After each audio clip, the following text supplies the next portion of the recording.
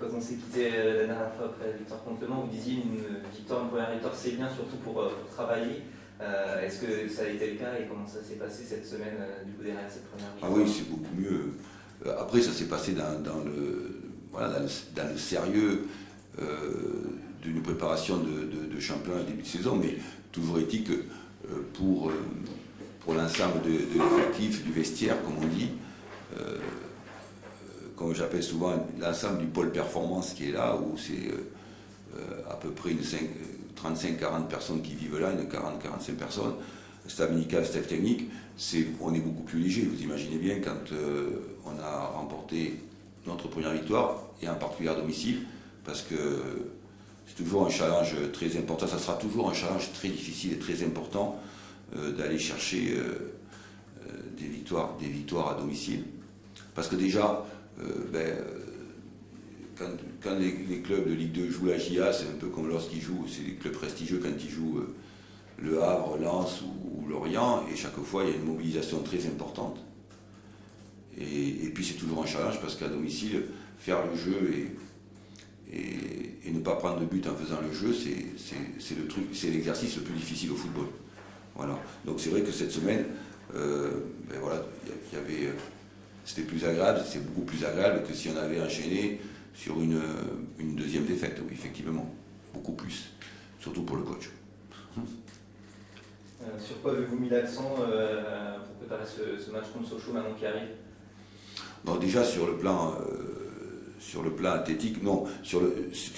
Quand on débriefe le match, ce qui m'a vraiment importé, comme je vous dis, ce sont les intentions.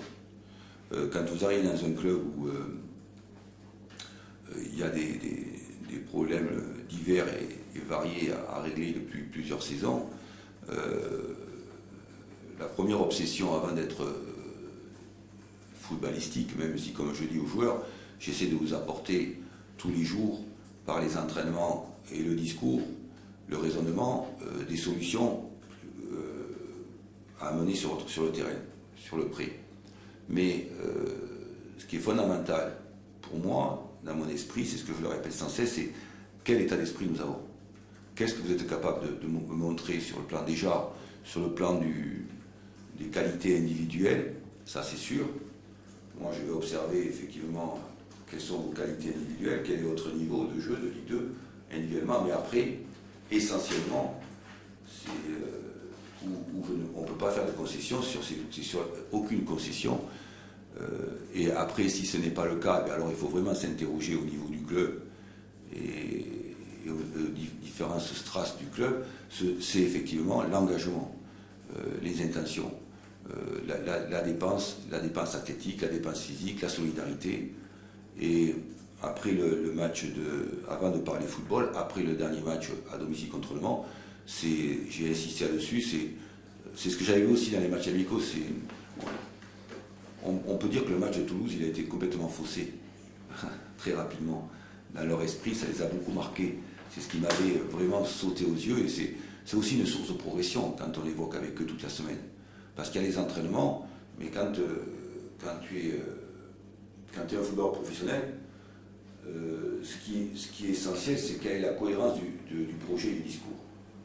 Sinon, comme je dis souvent, nous, les footballeurs professionnels, on est des gens, on fait un métier, comme je l'exprime souvent, un métier plaisir, un métier passion, où tout le monde, le public, les supporters connaissent tous parfaitement ce jeu qui est très simple, c'est le jeu le plus simple collectif qui existe au monde, mais on est dans le confort.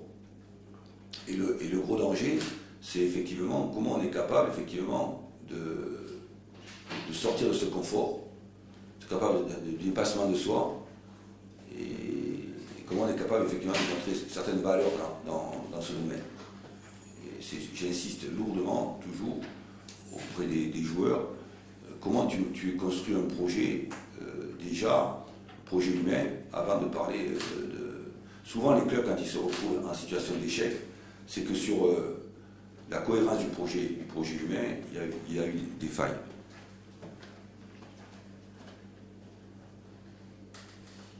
L'idée, c'est de tout de suite enchaîner par un deuxième résultat positif, essayer d'instaurer comme ça une dynamique pour ce début de championnat? Oui, évidemment, on a envie, effectivement, tous les collègues qui sont à ma place là en ce moment vont tous vous dire qu'ils ont tous envie de faire un très bon début de saison. Et nous, c'est pareil. Mais ce qui est essentiel pour moi, j'insiste lourdement, c'est effectivement que le groupe montre ses intentions, sa volonté effectivement de performer, d'être performant. Sur le plan mental, psychologique. Après, sur le reste, on travaillera parce que, en fait, on se connaît très peu. Et les consignes qu'ils reçoivent maintenant, je suppose qu'il faut leur demander, mais ce ne sont pas les consignes qu'ils ont reçues pendant 1 an, 2 ans ou 3 ans. Différentes, mais si on est tous différents, les coachs. Donc, véritablement, ce qui m'importe, c'est ça. Après, comme je leur dis souvent, moi, ce que je ne supporte pas, c'est la défaite. Alors, d'aucuns diront, comment tu construis déjà une mentalité pour être difficile d'être battu. Voilà, comment on commence à construire un projet avec des choses simples, en se disant, après, attention, que les supporters ne se trompent pas, on a tous envie de gagner. Même le mec qui joue à la pétanque dans ton village de 2000 habitants, il a envie de gagner. Même si c'est Lycée Ricard dans le cornet, il a envie de gagner, le mec. On a tous envie de gagner. Après, quelle compétence tu mets, quelle cohérence tu mets dans le projet. Et l'envie de gagner, elle vient parce que tu as additionné pas mal de strass, de qualité, de compétences, de talent. Et parce qu'après, moi, ce qui m'importe en premier, c'est effectivement comment tu es difficile à battre. Voilà. C'est ce qui m'importe en premier pour construire.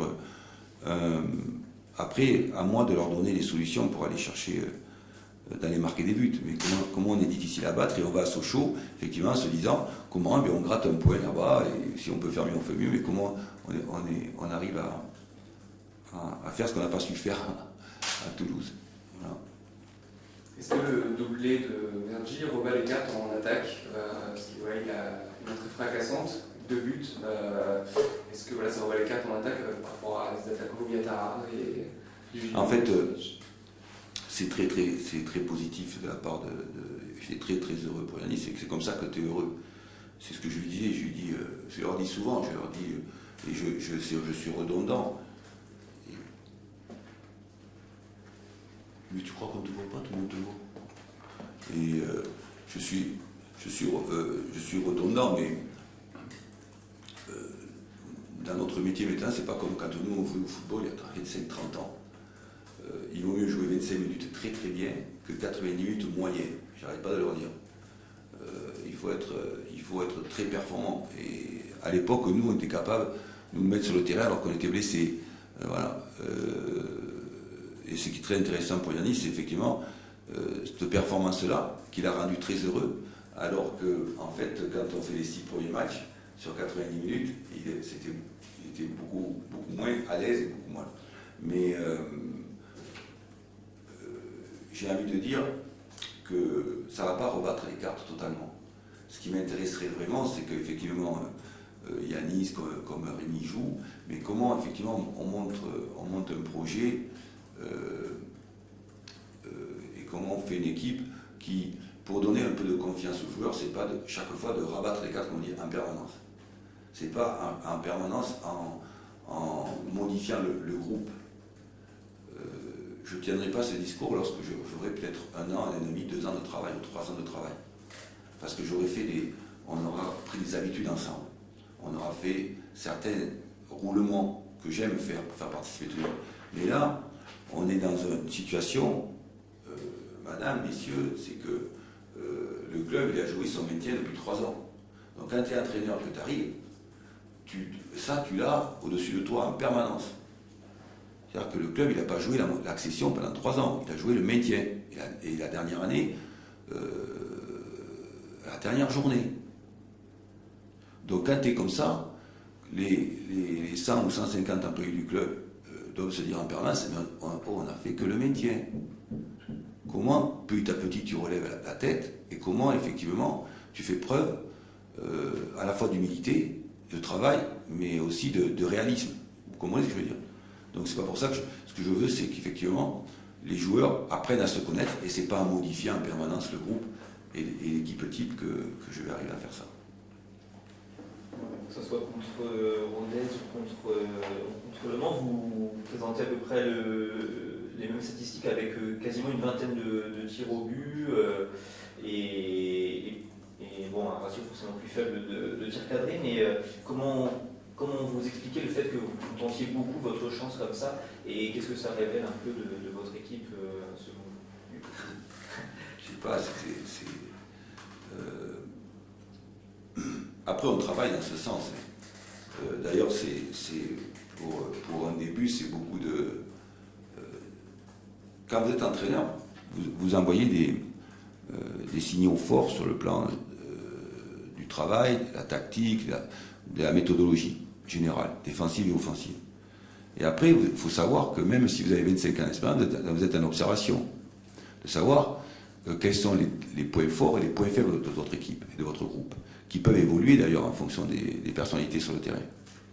Mais ce que j'ai constaté, c'est que par rapport à ce que je leur demandais, les joueurs avaient cette volonté déjà dans tous les matchs amicaux,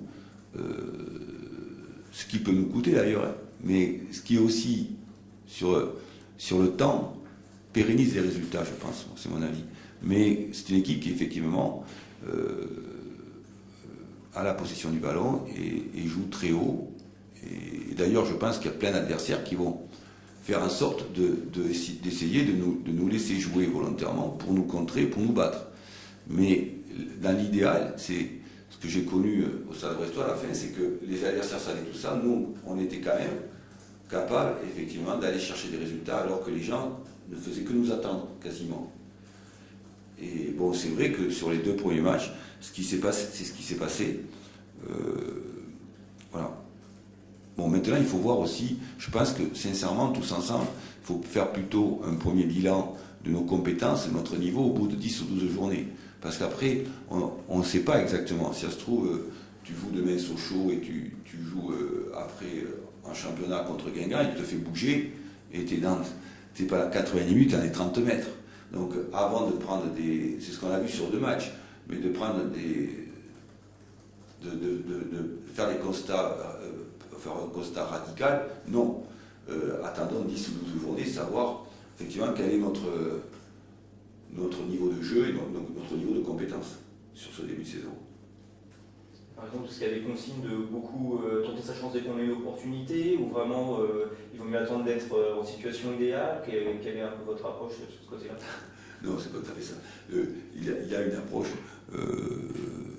c'est surtout dans cette capacité à savoir conserver le ballon, à savoir rentrer dans les 30 mètres adverses, à savoir mettre en crise de gestion l'adversaire.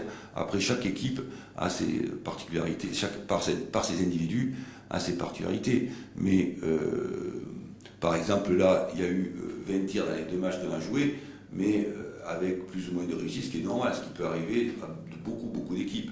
Mais c'est surtout la méthodologie, c'est comment effectivement on met en crise de gestion l'adversaire et on l'accule sur son but. Après, c'est en fonction des individualités qu'il y a plus ou moins de prise de risque. Mais c'est vrai que ce que je leur demande souvent, c'est que déjà de finir les actions et de effectivement prendre des risques, de ne pas rester dans l'attente de ne pas finir les actions. Le grand danger au football, c'est lorsque l'action n'est pas finie, n'a pas abouti, c'est terminé par un corner, un 6 mètres, un coup franc ou un truc comme ça. Il faut que l'action soit aboutie pour ne pas être mis en danger en contre-attaque, évidemment.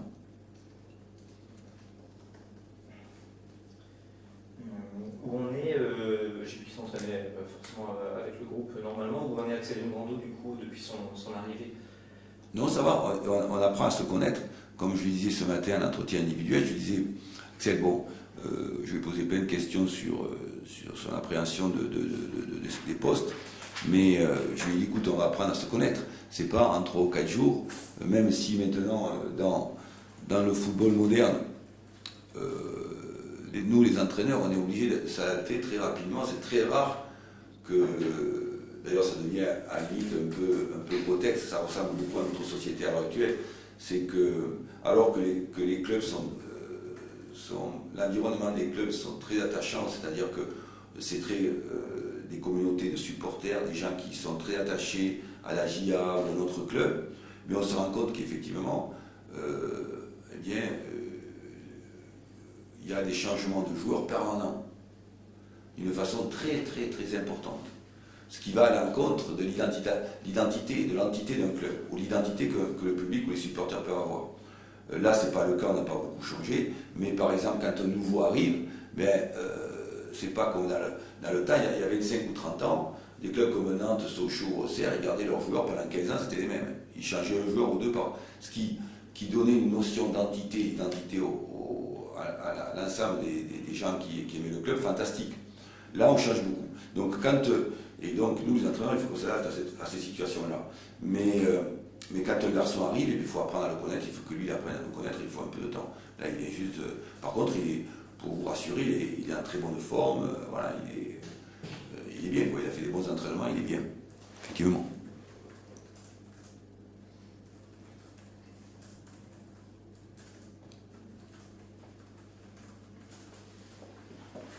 C'est bon? Plus de questions? Merci. Merci bien. Merci beaucoup.